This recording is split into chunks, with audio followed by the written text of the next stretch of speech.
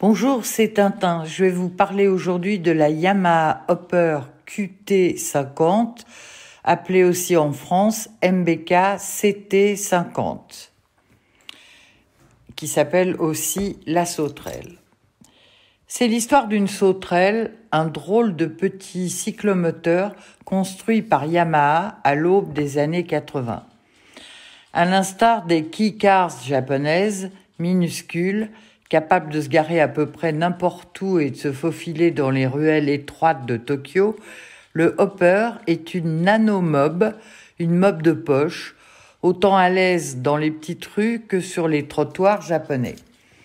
Aux States, elle était destinée au marché des surfeurs californiens, mais elle n'a guère séduit les Américains qui l'ont quand même baptisée Hopper, la sauterelle, en raison de son look atypique. Elle était pourtant sympa, la sauterelle, avec ses petites roues de 14 pouces, son gros phare, ses clignotants énormes empruntés au chapitre, son panier range-tout à l'avant et son porte-bagages arrière. Même son guidon façon vélo pliable était rigolo.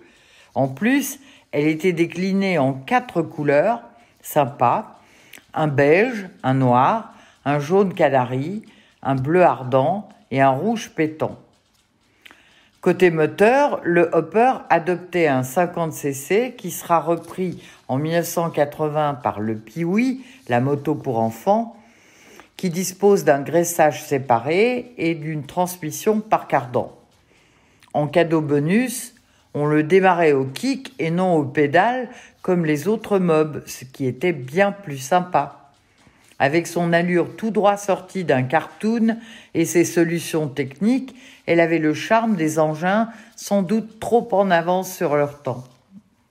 La QT50 a donc végété quelques années jusqu'à ce qu'elle soit repérée en 1986 dans un salon européen par un certain Jean-Claude Olivier, alias JCO, PDG de Yamaha France. Le coup de cœur a été immédiat. JCO a tout de suite repéré le potentiel de ce drôle de cyclomoteur au milieu des années 80 où la folie était monnaie courante. Il arrive à convaincre les Japonais de le commercialiser en France et de l'assembler dans l'usine de Saint-Quentin qu'il vient de racheter à Motobécane et qu'il a rebaptisé MBK, ça fait plus jeune. On est en plein boom des scooters.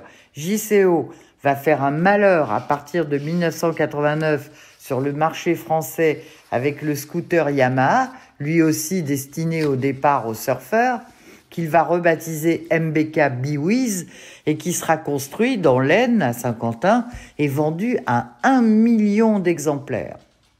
Mais n'allons pas trop vite pour le moment, on est encore en 87 et l'usine MBK va assembler et construire le QT50 rebadgé MBK CT50. Côté présentation, le CT ne diffère pas du tout du QT, hormis les couleurs, il n'y a pas de bleu ni de noir pour la France. Et des bavettes de protection rigides pour les jambes qui n'existent pas aux USA, ainsi que 2 ou 3 petits détails insignifiants. Pour le reste, il garde la même mécanique, la même conception que son aîné, et certaines pièces prendront le logo MBK, mais tout le reste correspond exactement au modèle japonais.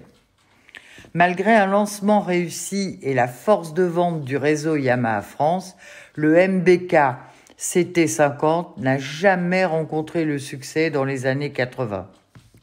Quand je vous disais qu'il était trop en avance sur son temps, je ne me trompais pas. De plus, les jeunes à qui il était destiné ne pouvaient pas lui installer des échappements bruyants et tous les accessoires coursifiants dont ils sont friands. Tout simplement parce qu'ils n'existaient pas.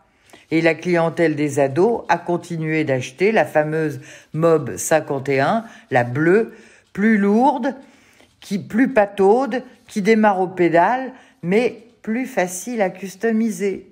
Et il est clair que l'apparition du Biwiz un petit peu plus tard a signé son arrêt de mort.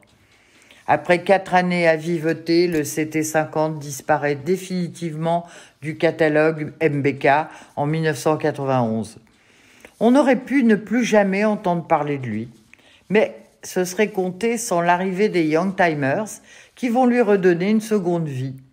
Aujourd'hui, on est au XXIe siècle, on a envie de rouler autrement, se déplacer en 2 roues est devenu très à la mode et le CT ne pèse que 40 kilos, ce qui n'est guère plus qu'un vélo électrique et même si son moteur 2 temps pollue un peu plus, doux euphémisme, au moins on est sûr de se singulariser à son guidon. Pour aller acheter le pain, un petit coup de kick et hop, on est le roi de la route avec un 2 roues atypique au possible. Il existe aujourd'hui des clubs de CT50 et les petites annonces s'envolent côté tarif. Comptez au moins 1 200 € pour un modèle en parfait état et avec peu de kilomètres et moitié moins pour un cyclo à refaire entièrement. Rassurez-vous, on trouve encore des pièces en cherchant bien et surtout des pièces moteurs parce que c'est le même que celui du Piwi qui, lui, est toujours fabriqué. Facile à entretenir, fiable jusqu'à l'inimaginable, voyez notre article Le Motrip des pirates, le petit cyclo MBK possède de sérieux atouts et il ne vous lâchera jamais. Au guidon, restez prudent dans les virages avec la transmission par cardan qui surprend parfois et les petits trous.